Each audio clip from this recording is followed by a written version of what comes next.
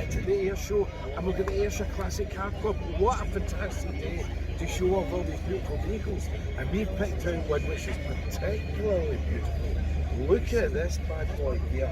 Would you like to zoom in on that? I would love to. I love it. George, you're the owner of it? Yep, I am, yep. Okay, tell us a wee bit of history about it. Well, it's a 1956 Chevy Bel Air, imported from the States about 6 years ago. I've had it for about 2 years now, I've owned it. Any restoration work been done on it? It was in the States, but 11 years ago there was like over $50,000 spent in the restoration, so I'm lucky that I've not had to do much to it. In fact, I've not done anything to it other than wipe it down. So. Do you actually take it out and drive it? Oh yeah, Yeah? I've driven it down to England for shows and all over Scotland. Yeah. You get lots of wee waves. Sure do, yeah. Sure do. She's absolutely beautiful.